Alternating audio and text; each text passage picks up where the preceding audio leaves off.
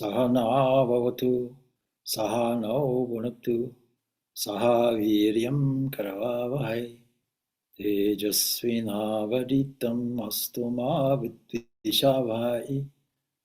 Om Shanti, Shanti, Shanti. May that one protect us both. May that one nourish us both. May we work together with great energy. May our study be illumined. May we not unnecessarily cavil with each other. Peace, peace, peace be unto all. Well, the subject matter is watch and pray. And the context, of course, is the occasion, the festival, if you will, or the thoughts and the reflections that have taken place over the last few days. So all Christians really are looking at the events as rehearsed and reenacted, as a kind of drama from Thursday onwards.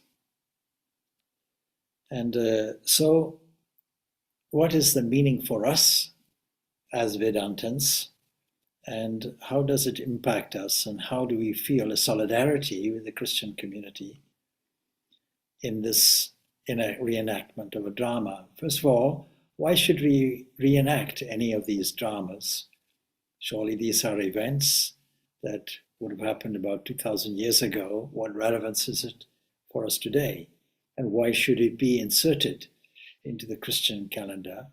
Because, of course, this period of time, and particularly tomorrow, is the most important and significant feast day in the Christian calendar, well exceeding the importance of Christmas. We'll deal with that tomorrow. But right now, let us begin with the events of Thursday. So you'll know that Thursday, Jesus and his disciples selected a room in an upper chamber where they had a Passover meal. That's according to the Gospel of Mark, probably the earliest Gospel which is there.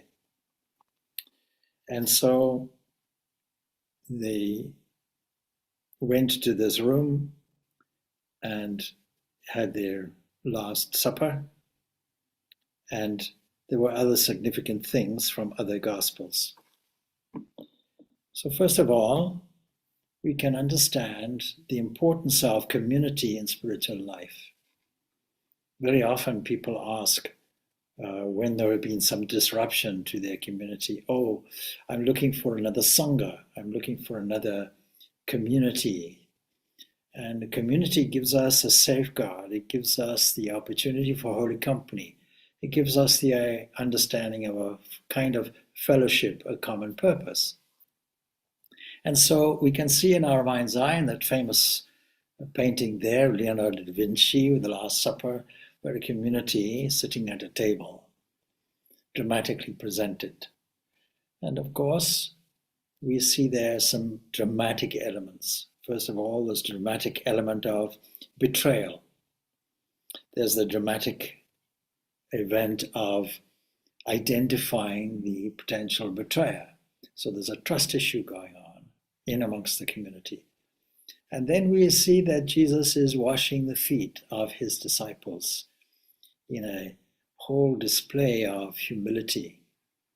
Because you see, it is the Eastern custom, when you say Eastern, Middle Eastern to Far Eastern custom, that the dust of a person's shoes should be removed, or the dust of a person's feet, I should say, on dusty roads should be removed. It is an honor to the guests. And here Jesus is reversing the role, the most important person in their company, and he is washing their feet. And look at the dramatic dialogue that is going on. Peter says, I'm not worthy for you to wash my feet. Well, then have nothing to do with me, Jesus says. And then he says, oh, in that case, wash me all over. Very typical thing, according to the gospel accounts of Jesus' reaction. So what has this to do with our own spiritual life? Well, first of all, we have to have the background to this. Don't forget that Jesus rode into the temple, into the Jerusalem in a victorious way, with a great deal of joy. And things seemed to be going correctly according to plan, but there were these actions on what we call Palm Sunday were rebellious actions. They were actions that went against the grain. And look at some of the difficulties that Jesus had. First of all, he was fine in the company of lepers. Secondly, he was fine in the company of people of ill fame, tax collectors, prostitutes. He was happy to pick ears of corn on the Sabbath. He was happy, in other words, to tell people, look, if you want religion, you have to really practice something deeper other than just all the ritualistic standards and norms and doctrines and dogmas that religions have. And every religion will have this version of religion. You know, I came across somebody maybe the other day, and they pointed out to me, they said, I'm not religious. They were born in India. But I'm not religious.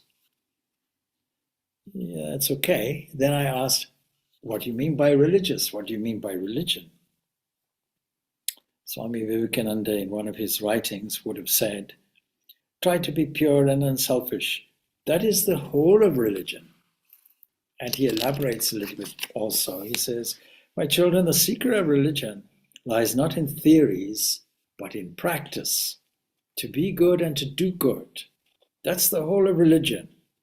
Then he quotes Jesus. He says, not he that crieth, Lord, Lord, but he that doeth the will of the Father. Then he goes on to say a little later, don't be ruffled if now and then you get a brush from the world. It will be over in no time. Everything will be all right. You might consider this a kind of understatement in the case of the events that are about to unfold in this dramatization, because the events are very serious. On Friday, we'll see that the drama reenacts this terrible, terrible, terrible torture. No Roman citizen was ever crucified. It was something that was so horrendous. It was reserved for revolutionaries, rebels. It was the worst possible, most cruel kind of torture that was available. Very systematically, anatomically designed.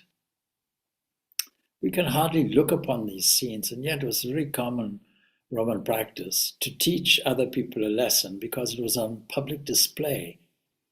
And so the message was very, very clear.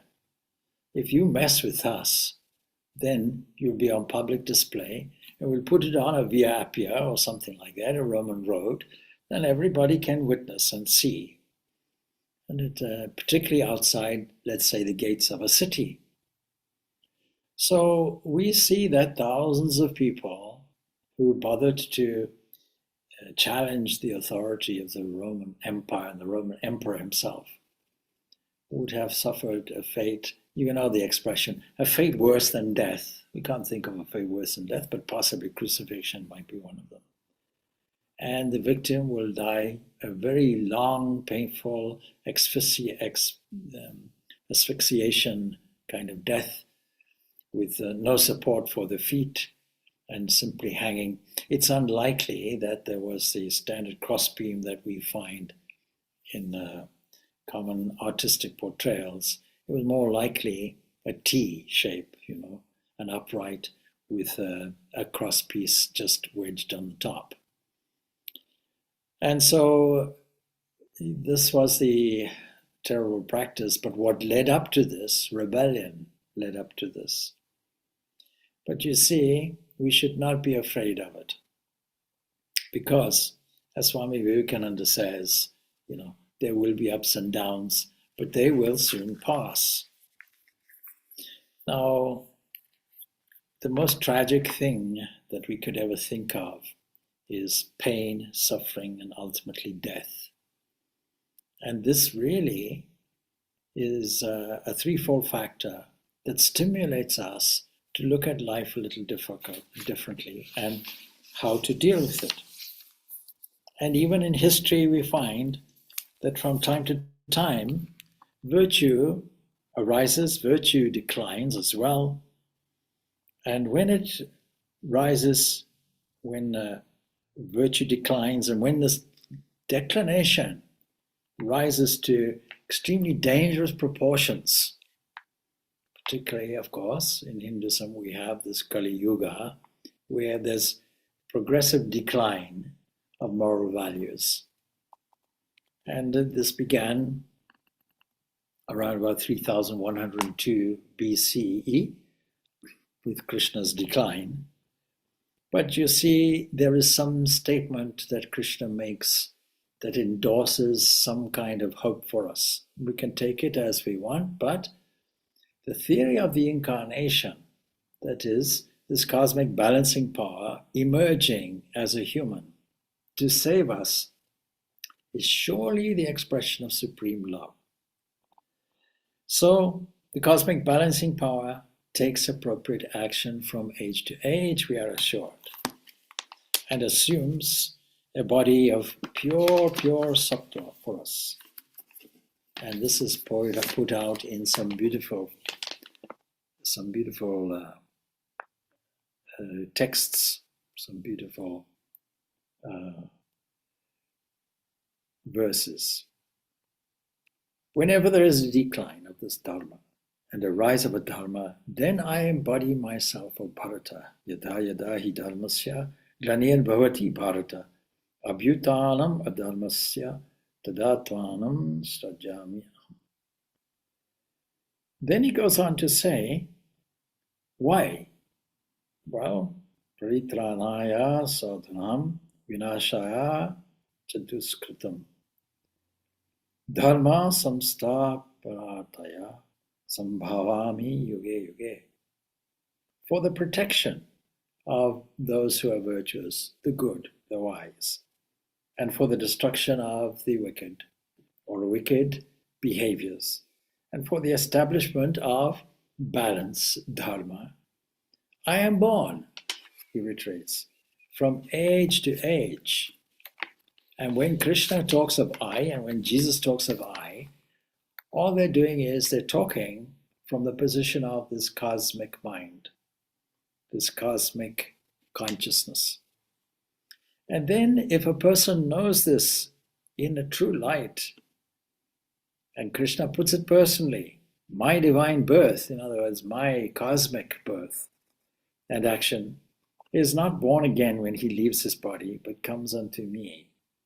In other words, it's a great advantage to recognize from age to age this cosmic balancing power, to see the reflection not only of the love of this cosmic balancing power and the justification for it and the balancing power of it, but you see this supreme love which is there. It gives us a great deal of solace, but it also gives us the best possible example of perfection we can find. So during this reenactment, what are we doing? We are following events that reflect a kind of perfection. And that perfection, therefore, is a lesson to us all. It is a model for spiritual life. So let us take this Thursday, Maundy Thursday, as a great example. What should we do? First of all, the background to it, as I mentioned, is rebellion. We should try to have a different attitude toward things.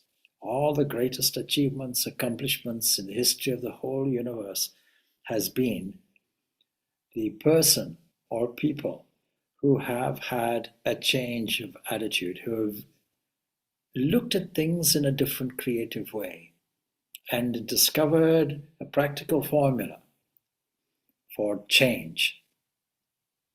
In every area we can see it, but in the area of spirituality, it requires the most change. Why?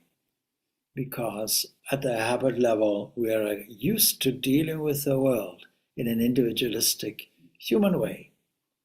Nothing wrong in it in the sense that human reaction is human reaction. And we have to have compassion for human suffering. These dramatization have the effect, if we take them seriously, of arousing in us the maximum compassion necessary. First of all, following this cosmic balancing power, will we not want to reenact every step of the way the birth, the life, the death, and also beyond of this cosmic balancing power? Of course, the answer is yes. That is why every single event or part of an event is important to a devotee. Devotees of Krishna want to go to Vrindavan and see where Krishna played. The devotees of Buddha want to go to Bodh Gaya and see where the enlightenment took place. They want to go and see Deer Park in Varanasi or near Varanasi to see where did Buddha do his first sermon. And in the same way, when Christians got hold of Jerusalem or a certain level of control of Jerusalem, they were very keen to establish where was it that Jesus would have carried his cross? Where was it that he would be crucified? Where was it that he was born near Jerusalem? And all of these things to be established. And then other relics from these events. So all the control of religious sites in Jerusalem was given ultimately to the Franciscans. And the Franciscans marked out every single part of the way of Jesus carrying his cross. This came then to be a recognition of the same reenactment in Franciscan churches, and then became common in every church, in every Christian church, so that it gives us an understanding to journey with the suffering Christ.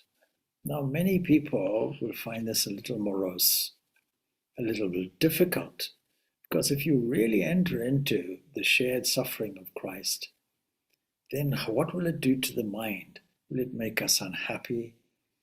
Well, it will certainly make us sorrowful.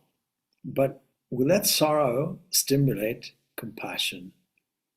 Will we be able to go beyond the borders of an incarnation or a historical figure? And will we then see the suffering Christ in everyone? Because you see, nature of human nature itself is suffering. And there's no doubt that all the Upanishads, the Bhagavad Gita, etc., they're all aimed at relieving suffering. Try to get out of pain. This goal of moksha, freedom, what is it aimed at? Aimed at relieving our suffering. So, lesson one, let us be bold enough, brave enough, strong enough to be rebels. In other words, not for rebellion's sake, but to try to think differently, to go against the normal grain. The so-called normal grain is a path of suffering. Can we choose something different? This is a dualistic way, described as the preferable or the pleasurable, both in the Kathopanishad and the Bhagavad Gita it's described. And we have the capacity to choose something different. Now, even in the realm of science, I always remember the great scientist Boltzmann, who had the temerity to suggest that there would be such things as subatomic particles, atoms, basic fundamental particles. And his peers, his colleagues, they laughed at him, ridiculed him, and said, we don't want to go back to that old Greek idea of Democritus. Let us leave it. And it caused him so much stress, he took his own life. Unfortunately, in that same year, I think it was, Brownian motion really gave the strongest evidence for what Boltzmann was talking about. So Boltzmann was a rebel, but really he allowed his opposition to bring his mental state down. So we have to have a heroic attitude along with our rebelliousness, along with our new way of thinking. And what we mean by rebelliousness, as I say, not for the sake of simply being rebellious, not for that sake. We are not anarchists. No, it is to examine things properly, not to take things on face value, and to dive into the experience itself. If you think that you are hungry, reading recipes and magazines will not solve your hunger. Hearing about how a favorite dish of yours is prepared will not satisfy your hunger. You will have to go and you will have to eat. And so this now makes a transference between theory and practice. We have to have the courage to go and do something about it, not just hold interesting ideas. And then you see this all leads up then to a crisis. And the crisis comes with this unfoldment of this drama of the last few days. I mentioned the need for community, but of course, your best friend today could easily be your enemy tomorrow. And we see that there's a lesson here of greed that comes up. And this is in the story of the person who betrays for a mere 30 pieces of silver. The humility of Jesus when he washes the feet of his disciples, and of course for the last time, and he's offering himself. He's in this symbolic way taking on symbolically the dirt or the sins of others, if you will. And then that leads then to the events of Jesus' arrest, his examination, his cross-examination, and of course his cruel treatment, because he was a rebel. And we see there some elements. We see the forbearance coming out. One of the greatest qualities in spiritual life. Suffering the pain. And where's the pain coming from? He knows in advance, if you read the story, he knows in advance that people will desert him. All his followers will desert him. And Peter, who is his very favorite or chief leading figure, he says, before the cock crows 3 times, or twice even, I think it is in Mark's version, yeah, you will deny me 3 times. I won't do that. How can I do that? But when it comes to the pinch, what happens? He does it. He deserts him. So there is, in rebellion, the possibility in outstanding figures of jealousy, yes, but also of cowardice, that people will not support you in the midst of your own persecution by others. And of course, the so-called persecutor or persecuted doesn't feel the persecution. It's like water off a duck's back, even-minded in all of this, and patient in forbearance. Not only being insulted, being deserted, but also being severely beaten and humiliated and so on, and made to drag across. Some assistance was given him. This is how cruelly this particular event unfolds. But keeping the faith in the midst of all of this is very important. And how do we do that? Fixing our attention on, in Christian language or Christ language, would be the Father in heaven, who is not a distant thing up there, but an entity within you. The kingdom of heaven is within you. It's deeply within you. And so keeping faith in this, that we are doing the divine will, and keeping the attention aligned to this, what we call in Vedanta, the glory of the self, or in devotional language, the glory of keeping the attention tuned into the glory of God. And there, as the scene unfolds, unpleasant as it is to witness, heart-wrenching as it is to witness, we try to find the spiritual lessons in it, that we should pick up and go on, that everyone carries their cross. Swami Vivekananda, in one of his lectures, would have said, we all have our little crosses to bear. And how do we do it? We have to adopt this persistence, this patience, and this purity. 3 Ps have to be adopted. And then the final scene is there, what is seen to be Good Friday, and it seems to be a very contradiction in terms. How can it be such a morose and sad day? How can it be good in any sense? And the reason for it is because it is ultimately for the good, because no greater love can a person have than to give up their own life for the sake of the other.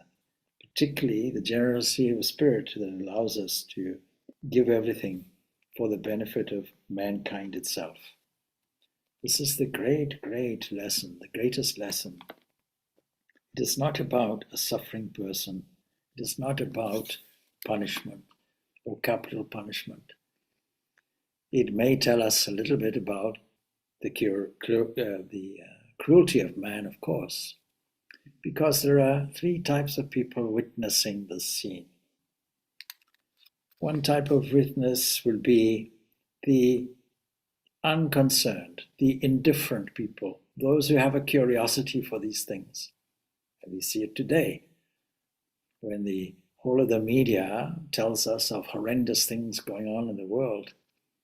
When it's very far and distant from it, we become extremely indifferent to it. It becomes, for some people, a kind of curiosity. But you see, the other way is empathy, a preparation to have a shared suffering with the other. And we'll see that Jesus is, according to the texts, in the middle of 2 other crucified beings, 2 other rebels. And there, one adopts a certain attitude, another adopts another attitude. All of them are suffering. But the one is sharing the other's suffering. The one is prepared to reform their behavior, even whilst in the midst of the most difficult and tortuous and painful circumstances. In one of the Christian texts, the John's Gospel, says, "Beloved, let us love one another, for love is of God." And very often we miss this point. Even in religious institutions where they institutionalize justice and peace, a justice and peace commission, and yet forget the primary value, love. What is this love? No greater love doth a man have than to give up his own life. And so what do we have to do finally? We also have to give up the thing that is most precious to us. It is not that we have to go and run out in front of a truck or commit suicide or anything like this. No. It is to give up this ego. Swami Vivekananda once said, if I were to look for a devil or a Satan, I would look for it in the ego. What is this egoism that I speak of? It is this identification with our personality.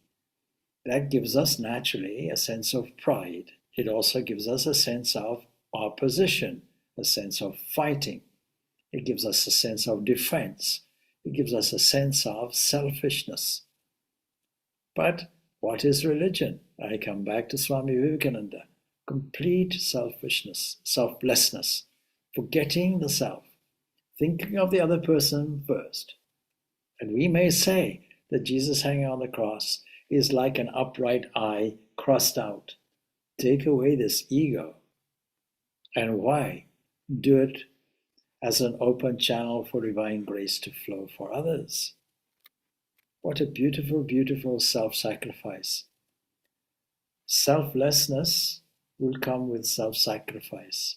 I sacrifice this body, mind, consciousness. I do away with it totally and completely. I may do it gradually. I may do it gradually because it's a difficult thing to do. And when we, of course, we do the Enneagram and the essence of truth, It really is this highlighting the nature of your particular type of self-image, etc., and then how to deal with it. And it's a big sacrifice that we make, but we have to be prepared for it in the end. If I give up this ego, then there's nothing. I surely should retain a little bit of selfishness, not at all. If you give up this ego, then what have you done? You've gained everything, because it is a key obstacle. And all spiritual life is simply dealing with, recognizing, and removing obstacles to your own inner glory. In Jesus' language, to the glorious kingdom of heaven, where the Lord of the universe, the King, resides. So, that they all may be one, as thou, Father, art in me, and I in thee, that they also may be one in us, says John's Gospel, living, moving, and having our being in continuous God consciousness, reveals the secret of living.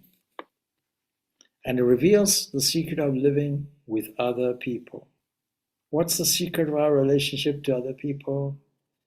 How do we achieve harmony in our interpersonal relationships?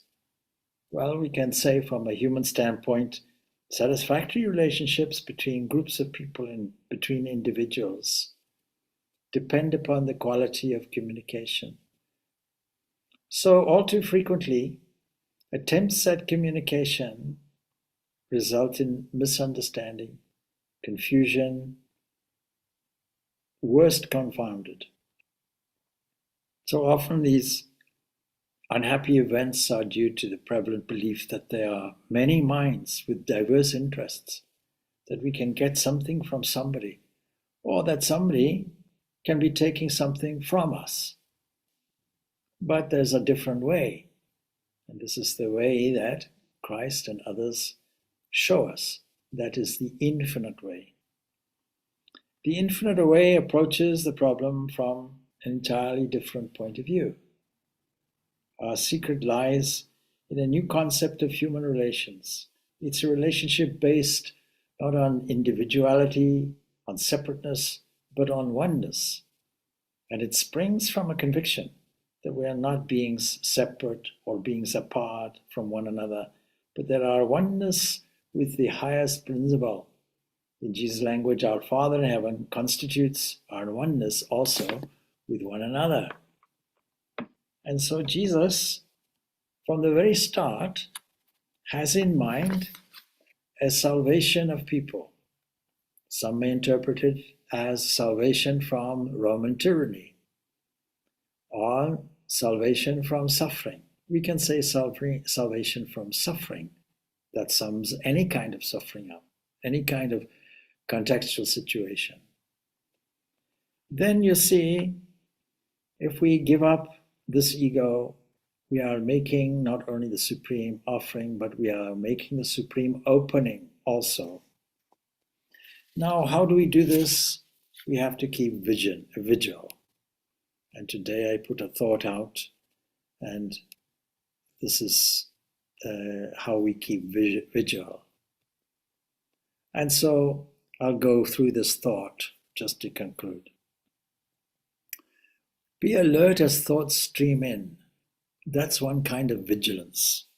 And don't forget, there is a vigilance that precedes this drama. There's a vigilance which starts with Jesus praying. And he asks his disciples, keep watch. Don't fall asleep. And then he says, he comes down and he sees that his disciples are asleep. He says, I'm deeply grieved, even to death. Remain here and keep awake. And going a little farther, he withdraws himself, or he throws himself actually, on the ground and prays. We should also pray with a sense of submission and full disclosure, as it were. And so it says, If it were possible, the hour might pass from him. And then he prays. He prays in a desperate prayer, a prayer that is a suffering prayer. He says, Abba, Father, for you all things are possible. Remove this cup from me, yet, and here he makes a key statement, not what I want, but what you want. We should always do every activity with this in mind, that it is following the divine will. Because what we want is bound to be selfish. And then it says he came and found them sleeping. And he says to Peter, Simon, are you asleep? Could you not keep awake just for 1 hour? Keep awake and pray that you may not come into the time of trial. The spirit indeed is willing, but the flesh is weak. In other words, let us resist tamas, laziness. It is easy to stay in bed. Not so easy these days, because we'll see that dawn comes earlier in a wonderful period of time where the days are getting much longer. So, the spirit is willing for most of us, but the flesh is often weak.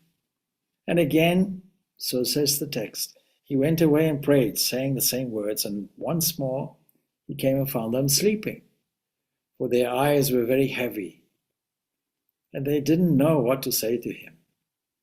And a third time he came to them and said to them, are you still sleeping and taking your rest? Enough, the hour has come. The Son of Man is betrayed into the hands of sinners, says the text. Get up, let us be going. See, my betrayer is at hand. Let us take this in our spiritual sense. Who are the sinners? Who are the enemies? Who are the betrayers? Lust and greed and doubt and fear and temptation and all of these things are really our enemies. And so we have to be watchful, be alert as thoughts stream in, because thoughts stream in all the time. Aware of every passing sin, every passing negative thought that categorized as either doubt or fear or temptation. In other words, every thought of selfishness. Burn mind's lamp night and day. Keep your attention alert. Night and day, no rest for it. No falling asleep about it. Keep vigil as you watch and pray. And when the Lord appears disguised as what?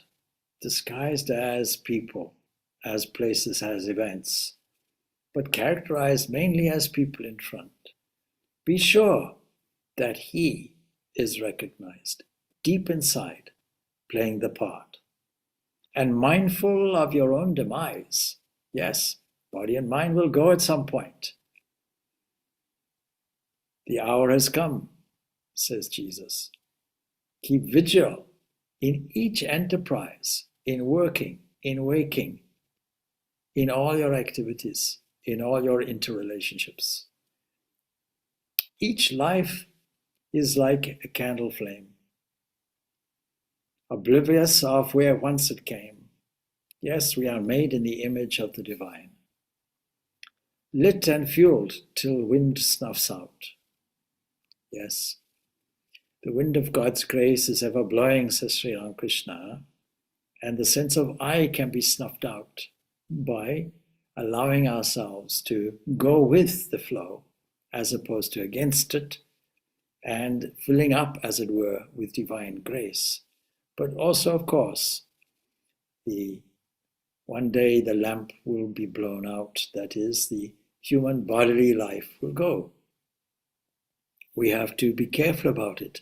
We can't say, I'll be moral and ethical, I'll change my behavior when I'm a little older. I'll enjoy life first and go on.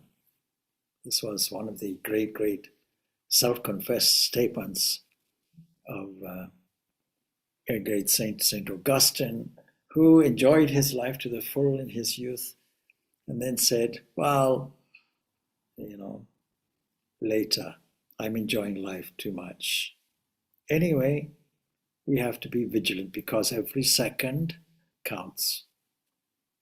As soul's darkness fades to grey, and hair as well also, and leading light announces day, the leading light is the sun. And what a beautiful, beautiful time. The anticipation of the sunrise is there. Keenly watch that silent hour. Particularly at this time of year, we have that opportunity to anticipate the glorious announcement of the sun. And what beautiful sunrises we can witness in these days.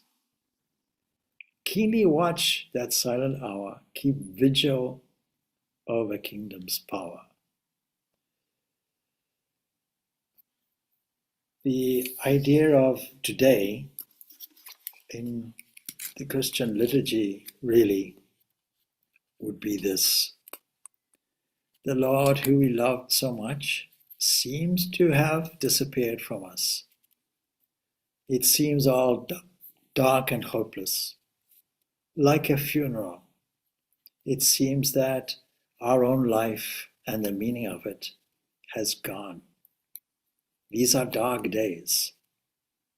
But we do have hope because we have faith. And we know that things will change. We know that we can replace our negativity with some hope for positivity, some bright light at the end of the tunnel. Just as in the darkness of night, where no light is there, no visibility, and yet we know that the sun will rise. And then when we see the announcement over the horizon of the different beautiful, beautiful colors designed for us to catch the eye, and there in anticipation we wait for an inner awakening.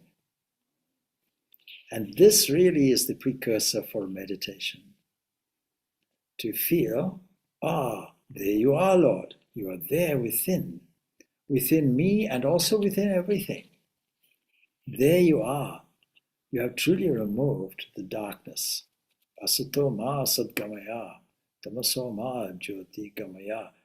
Lead us from the unreal to the real, but lead us really from the darkness of our ignorance to the light of our knowledge.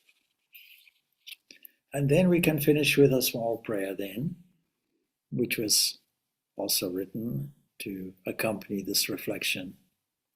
O leading light, fix my mind on thee, that my attention may not stray. Lead me out of the darkness of the desert to the light of the kingdom. Fix my heart on thine, as yours is fixed on me. You move these limbs on of this earth car, called a body, for thy glory alone. So, Om Shanti, Shanti, Shanti. Peace, peace, peace be on all. And let us use this day, really, for reflection on these things, because every religious calendar event, if you will, gives us the opportunity for a kind of meditation, a reflection, where we can reflect on our own behaviors, reflect on how we are dealing with them, and then find a formula to drive us forward toward the light. And it is traditional in certain Christian churches to maintain an all-night vigil in anticipation of the glorious sunrise, as it were, that we call Easter, and that will be tomorrow. So with that, I thank you. Enjoy the rest of your Saturday, and may it be a happy and holy Saturday for you. Thank you. Thank you, Swamiji. Thank you, Swamiji. Thank you, Swamiji.